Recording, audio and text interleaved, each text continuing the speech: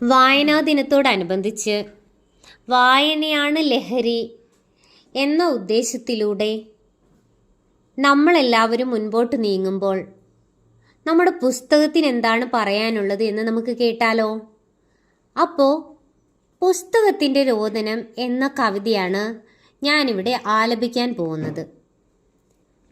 ഒരു കൊച്ചു പുസ്തകമാണു ഞാൻ മക്കളെ, ഇന്നു ഞാൻ ഏകനായി അന്യനായി വീതിയിൽ. ഒരു കൊച്ചു പുസ്തകമാണു ഞാൻ മക്കളെ, ഇന്നു ഞാൻ ഏകനായി അന്യനായി വീതിയിൽ. അറിയുമോ എന്നെ നീ പുഷ്പമായി ശലഭമായി മധുരമായി പറന്നൊരാ ബാല്യകാലം. അറിയുമോ എന്നെ നീ പുഷ്പമായി ശലഭമായി മധുരമായി പറന്നൊരാ ബാല്യകാലം. അമ്മ തൻ മടികളിൽ കഥകളായി കവിതയായി സുന്ദര ഭാവിയായി ഭൂതകാലം. അമ്മ തൻ മടികളിൽ കഥകളായി കവിതയായി സുന്ദര ഭാവിയായി ഭൂതകാലം. വായനയില്ല, വാക്കുകളില്ല, സ്വപ്നങ്ങളിൽ ഇന്നെനിക്കിവിടെ.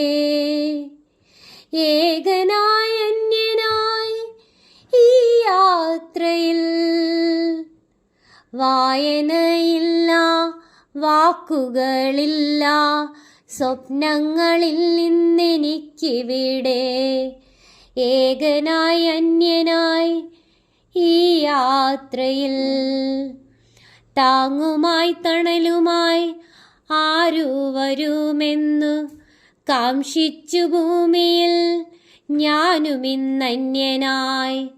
താങ്ങുമായി തണലുമായി ആരു വരുമെന്ന് കാംക്ഷിച്ചു ഭൂമിയിൽ ഞാനുമിന്നന്യനായി. ഒരു കൊച്ചു പുസ്തകമാണു ഞാൻ മക്കളെ, ഇന്നു ഞാൻ ഏകനായി അന്യനായി വീതിയിൽ. ഒരു കൊച്ചു പുസ്തകമാണു ഞാൻ മക്കളെ, ഇന്നു ഞാൻ ഏകനായി അന്യനായി വീതിയിൽ.